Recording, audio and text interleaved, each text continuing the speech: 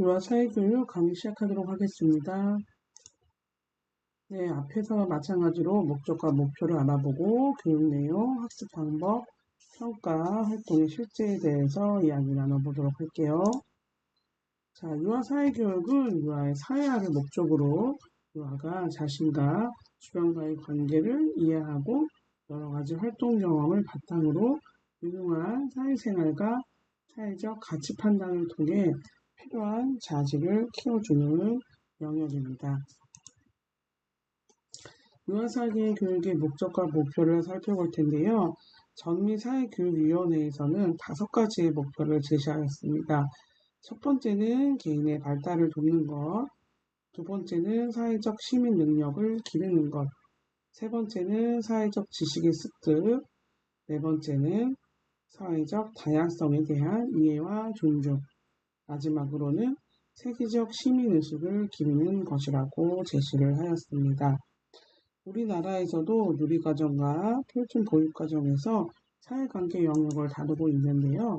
누리과정에서는 유아 자신에 대한 긍정적인 자아 존중감을 형성하고 자신 및 다른 사람의 정서가 나와 다를 수 있음을 느끼거나 이해하면서 자신의 감정을 조절하고 적절한 방법으로 표현하게 함으로써 더불어 살아가는 능력과 다른 인성을 기르는 데 있다고 제시하고 있습니다.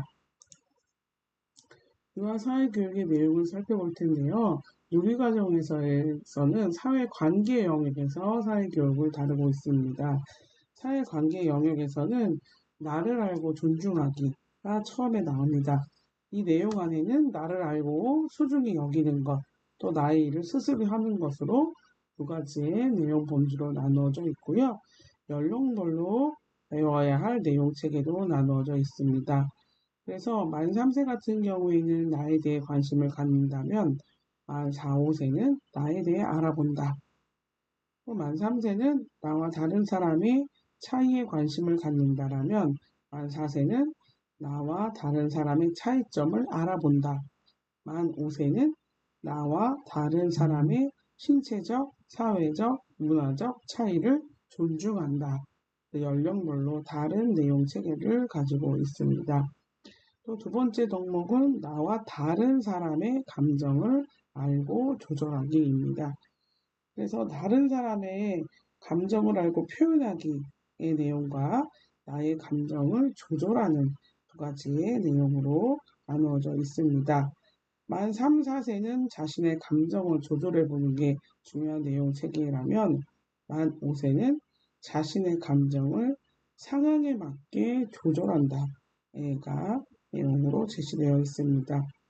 세 번째 범주는 가족을 소중히 여기기입니다. 그래서 가족과 화목하게 지내기, 가족과 협력하기 두 가지 내용 범주로 나눠져 있습니다.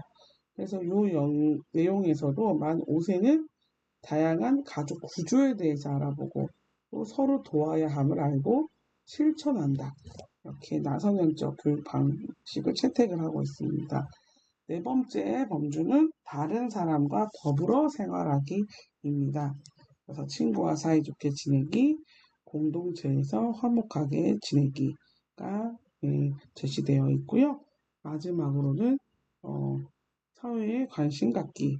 네, 여기서는 지역사회에 관심 갖고 이해하기, 또 더 나아가서 우리나라에 관심 갖고 이해하기, 세계와 여러 문화에 관심 가지기, 또 사회적 가치를 알고 지키기까지 되어 있습니다. 그래서 여기서는 세계 여러 나라에 관심을 갖고 협력해야 되는 것도 알고 인종과 문화를 알아보고 존중하는 것들, 또 다른 사람을 배려하여 행동한다도 다 포함되어 있습니다. 표준 보육 과정에서의 사회관계 영역은 세 가지의 범주로 나누어져 있는데요. 처음에는 영아가 나를 알고 또 존중하는 것이 들어있고요.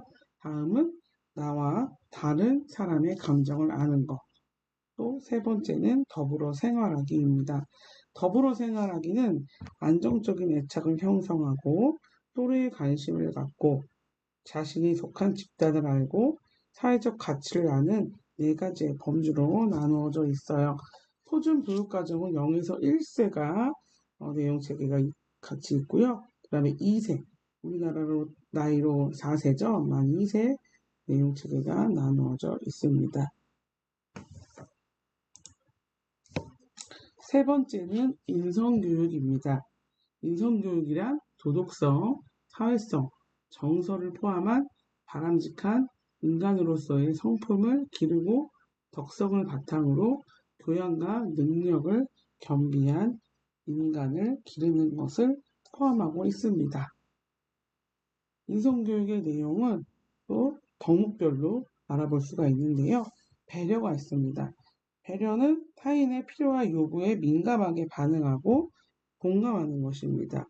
그래서 친구, 가족, 이웃, 동식물에 대한 배려가 포함되어 있습니다. 두 번째는 존중입니다. 사람이나 사물은 기본적으로 그들의 존재만으로도 존중할 가치가 있음을 인식하고 그 가치에 대하여 소중히 여기는 덕목입니다. 그래서 자신과 전통 문화에 대한 존중, 다른 사람들과 다른 문화에 대한 존중, 생명과 환경에 대한 존중이 포함되어 있습니다. 세 번째 덕목은 협력입니다. 2명 이상의 구성원이 공동의 목표를 설정하고 이를 달성하기 위해 개인적 책임을 다하고 서로 조언 및 조력을 주고받는 것입니다. 긍정적인 상호 의존성, 개인적 책임감, 집단 협력이 우리가 알아야 될 협력 내용입니다. 다음은 나눔입니다. 남을 돕기 위해서 스스로 우러나서 하는 마음이죠. 그래서 대가를 바라지 않고 지속적으로 도와주는 것입니다. 다음은 질서입니다. 민주주의 시민으로 살기 위해 규범을 지키는 행동이죠. 그리고 마지막으로는 효입니다. 자식으로서 인간된 도리를 충실히 하는 것입니다. 이 효 안에는 부모, 조부모, 또 지역사회, 어른도 포함을 시켜 놓았습니다. 네 번째는 기본생활 습관 교육입니다. 한 개인이 생명을 유지하거나 사회에 적응하기 위해서 가지고 있어야 할 생활 습관을 기르는 것입니다. 아동기와 청소년기를 비롯해서 성인이 된 이후에도 세상을 살아가는 기본 원칙이 되기 때문에 유아기 때 올바른 습관을 형성하면 쭉 연결이 된다고 볼 수가 있습니다. 우리가 3살 버릇 여든까지 간다라는 속담에도 있죠. 그래서 어릴 때의 기본생활 습관을 기르는 것은 유아교육의 기본적인 내용으로 오랫동안 중요하게 다루어져 왔습니다. 요즘은 입학 연한이 낮아지고 연령이 낮아지고 또 원에 머무는 시간이 길기 때문에 이 기본생활 습관 교육이 원의 책임으로 더 많이 파이가 오고 있는 실정입니다. 그래서 선생님들이 이거는 매 순간, 매 생활에서 그때그때 지도할 수 있도록 일관성 있는 지도가 필요한 내용입니다. 덕목은 4가지로 나누어서 제시되고 있습니다. 그래서 예절 덕목에는 인사하는 거, 바르게 앉는 거, 적당한 크기의 목소리로 말하는 거, 바른말, 고운말을 쓰는 거, 화장실 사용할 때 노크를 하는 거, 어른께 인사드리는 것들이 포함되어 있고요. 청결에는 옷을 단정하게 입고 손을 씻고 이를 닦고 제자리에 정리하고 놀이 영역도 정리할 수 있고 스스로 몸을 깨끗이 할 수 있는 것이 들어가 있습니다. 또 다음은 절제입니다. 절제가 이제 가장 요즘 어린이들이 잘 안 되는 건데요. 아껴 쓰는 거, 감정을 조절할 수 있는 거, 특히 이제 자신의 욕구를 지어낼 수 있는, 조절할 수 있는 능력이 많이 부족해요. 그래서 그런 것들이 지도가 돼야 되고요. 또 바른 태도로 듣는 리스너죠. 경청도 잘 안 됩니다. 그리고 화가 날 때 어떻게 하는지, 사회에 통용된 방식으로 자신의 화를 풀 수 있는 방법을 사회생활 하면서 배워나가야 합니다. 또 컴퓨터와 텔레비전을 바르게 사용하는 방법이 있습니다. 다음은 질서인데요. 질서는 약속된 시간을 지키는 거예요. 더 놀고 싶지만 다음 활동으로 넘어가기 위해서 규칙을 지켜야 되려면 시간을 지키는 게 필요합니다. 또 한 줄 서기를 할 수 있는 것, 소지품을 스스로 챙기는 것, 휴지통에 휴지를 바르게 버리는 것, 우측 통행을 하는 것, 공연을 관람할 때에 지켜야 될 약속들이 질서에 포함이 됩니다. 경제교육이 또 포함이 되는데요. 우리의 일상생활을 통해 매일 반복되는 경제생활의 연속으로부터 의식주에서부터 문화생활 등 끊임없이 재화와 용역을 생산 소비하면서 살아가고 있습니다. 그래서 경제 지식을 바탕으로 일상생활에서 일어나는 경제 문제들을 올바르게 이해하고 분석하며 합리적인 의사결정을 통해 경제활동을 할 수 있는 능력을 기르는 것입니다. 여기에는 이제 개념 요소가 들어가 있는데요. 살펴보면 희소성과 선택. 그래서 희소성은 무한한 욕망에 비해서 욕망을 충족시켜주는 재화나 서비스가 부족한 현상입니다. 그래서 욕구와 필요로 하는 것이 다르기 때문에 희소성도 사람마다 다르게 적용하며 사람들은 선택의 문제에 직면하게 됨을 이해해야 합니다. 이제 다음은 기회비용입니다. 어떤 것을 얻기 위해 포기한 대가죠. 실제는 지출하지 않았지만 비용의 성격을 가지고 있으면 모두 비용에 포함된다는 원리입니다. 의사결정, 그 다음에 이제 화폐 가치, 생산, 소비, 분배, 절제, 재활용. 이 재활용은 제품을 다시 자원으로 만들어서 새로운 제품의 원료로 이용하는 일로 자원이 한정되어 있기 때문에 리사이클링, 재활용은 필수이죠. 리듀스, 쓰레기를 줄이는 거, 리유스, 재사용하기, 3R을 실천할 수 있는 것들도 경제교육에 포함이 돼야 되겠습니다. 다음은 교수학습 방법입니다. 지도 방법을 8가지로 제시되어 있는데요. 첫 번째는 자기 표현입니다. 유아가 자신의 감정을 자연스럽게 표출하고 또한 타인의 생각과 느낌을 조망할 기회를 갖게 되어서 정서 조절 능력과 원만한 대인관계 형성 능력을 향상시킬 수 있게 되는 것입니다. 유아가 자기 표현을 할 때 교사는 유아의 사회성 발달 수준을 판단할 수 있으며 유아들 간에 일어나는 문제 상황을 파악할 수도 있습니다. 따라서 교사는 유아가 주도적으로 자신의 느낌과 생각을 자유롭게 표현하고 다른 사람들과 함께 협동하여 표현할 수 있도록 다양한 기회를 줘야 되겠죠. 두 번째는 모델의 제시와 동기부여입니다. 사회적으로 가치 있는 행동을 유아에게 제시하고 스스로 학습하도록 하는 모델링 방법은 새로운 행동 양식을 처음에 익힐 때, 또 바람직한 행동 양식을 강화하고자 할 때, 또 기존의 행동 양식을 촉진하고자 할 때 사용할 수 있습니다. 유아는 모방과 모델링을 통해서 행동 수정에 강한 영향을 받게 됩니다. 주변에 영향력 있는 사회적 인물들 중에서 자신이 존경하고 친밀감을 느끼고 신뢰하고 멋있고 매력적이라고 생각하는 모델들, 주로 이제 부모나 형제, 자매, 선생님, 또래 등을 보고 학습하게 됩니다. 그 중에서도 교사는 유아가 다양한 상황에서 행동과 반응을 관찰하는 대상이 되겠죠. 그래서 유아가 학습하기를 바라는 행동에 대해 지시가 아닌 교사가 먼저 모범적인 행동을 보여준다면 이를 유아가 관찰하고 모방하게 됩니다.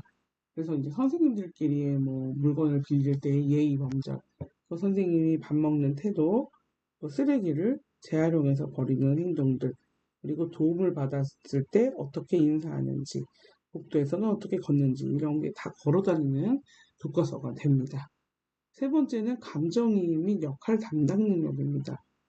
다른 사람의 입장을 바꿔서 생각해보는 언어적 동기와 경험을 통해 신사회적 행동의 동기인 감정이입을 발달시킵니다. 그래서 타인에 대한 관심과 배려를 나타내는 감정이입과 타인의 입장이 되어보는 역할 담당 능력을 북돋워 줄 수 있는 접근이 필요합니다. 네 번째는 토의와 탐구입니다. 토의는 유아가 서로의 생각을 교환함으로써 자신의 입장을 효과적으로 전달하고 타인의 의견을 경청하고 서로의 다른 입장을 동시에 고려하도록 하는 데 효과적인 방법입니다. 유아는 토의를 통하여 문제를 해결하거나 게임 규칙을 만들기도 하고 새롭고 재미있는 활동을 제안하기도 합니다. 그 과정을 통해 유아는 집단에 대한 소속감과 협력하는 태도를 기를 수 있습니다. 교사는 유아가 다른 사람과 자유롭게 의견을 나눌 수 있도록 토의를 이끌거나 참여를 촉진하는 역할을 담당하게 되죠. 그래서 사소하고 단순한 상황일지라도 나열하고 분류하고 설명, 추리, 결과 예측, 가정 및 일반화에 이르는 탐구적 발문과 대화를 통하여 중심 개념에 보다 밀도 있게 접근해 갈 수 있도록 해야 합니다. 다음은 가치 명료화 분석입니다. 문제 상황에 관련된 추론을 자극하는 가설적 갈등 상황을 제시한 후에 상황 속의 주인공이 어떻게 해야 할까 또는 왜 그렇게 해야 하는가를 이야기하도록 하는 방식입니다. 교사는 이때 옳은 대답을 제시하는 것보다 유아 자신의 사고 단계에서 풍부한 사고와 추론을 하게 됩니다. 여섯 번째는 문제 해결과 의사결정 과정입니다. 유아로 하여금 주변에서 발생하는 작은 문제에 직면하고 해결해 보게 함으로써 합리적으로 사고할 수 있도록 도울 수 있습니다. 협동적 계획하기는 유아로 하여금 규칙에 대한 개념과 공동체 의식을 발달시킴으로써 자신의 감정을 조절하고 타인의 감정 및 권리를 이야기하는 데 도움을 줍니다. 일곱 번째는 작업 또는 행사에 참여하기입니다. 자기가 해야 할 일을 끝까지 해내는 것은 정신적인 소모와 노동을 참고 견디며 그 기쁨을 느끼는 성취감이 포함됩니다. 그러므로 많은 인성교육이나 시민교육 프로그램은 배추나 감자 길러보기, 꽃씨 뿌리고 가꾸기 등과 같은 일에 열중하는 경험을 포함하여 작업에 참여하도록 권합니다.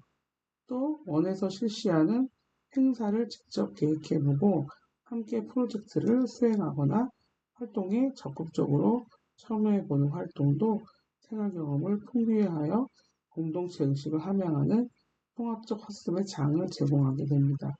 이때 교사는 유아와 함께 프로젝트를 수행하면서 공동의 학습자가 되어 참여합니다. 마지막으로 협동의 경험인데요. 혼자보다는 여럿이 함께하는 경험, 작은 생각이 모여서 크기를 완성하는 경험, 또 친구나 가족이 각자 만들고 구성한 것을 모아 다양하고도 큰 그림이나 작품이 되는 일을 장려하며 성취감을 느끼게 하는 것입니다. 다음은 교사의 역할입니다. 교사의 역할은 양육자의 역할이 또 있습니다. 그래서 유아를 신체적, 정신적인 위험에서 안전하게 보호하고 정상적인 발달을 보조하여 주는 양육자의 역할을 수행해야 합니다.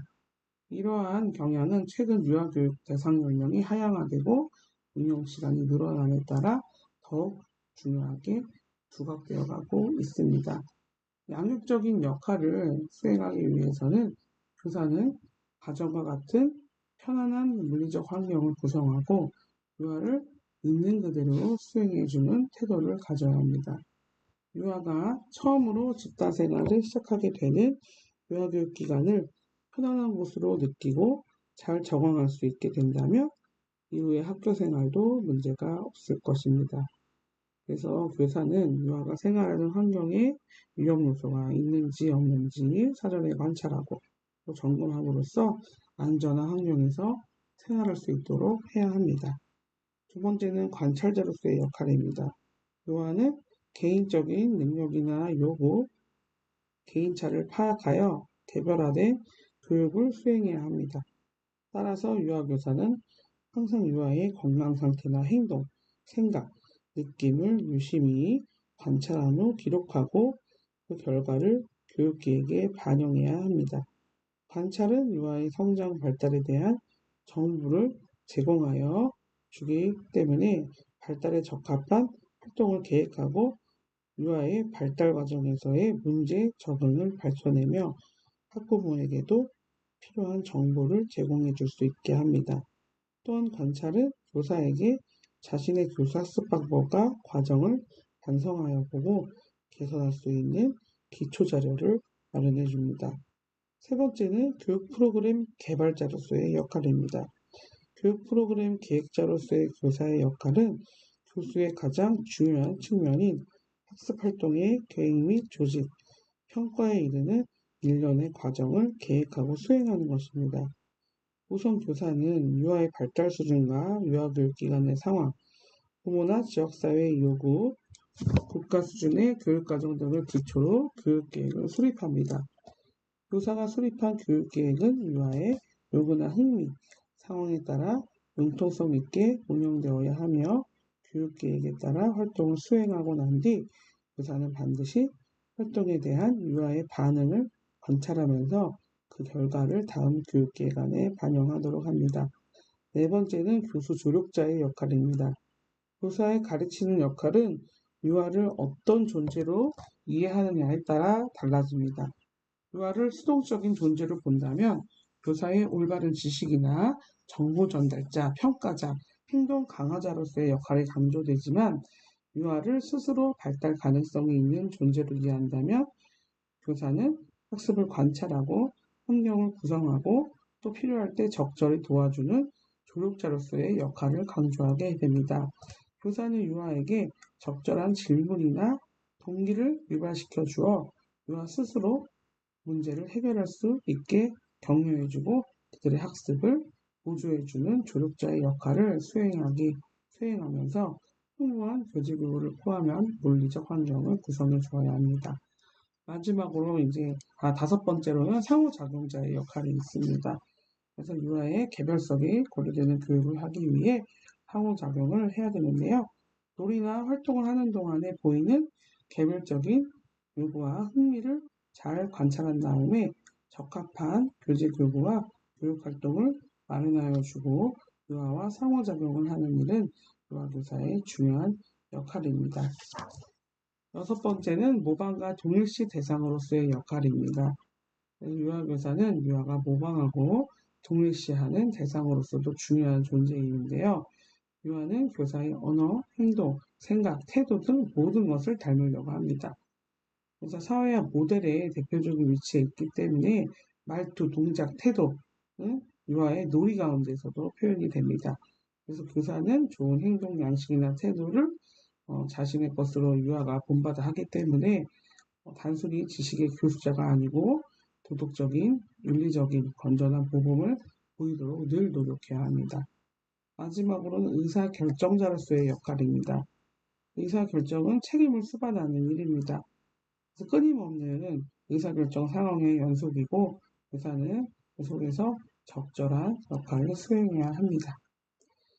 교사는 여러 갈등을 경험하면서 시행착오를 거듭하기도 하지만 의사결정이 올바른가의 여부는 교육의 전반에 걸쳐 큰 영향을 미치므로 교사는 항상 의사결정의 효과적 방법 모색에 힘써야 할 것입니다. 다음은 사회교육의 평가입니다.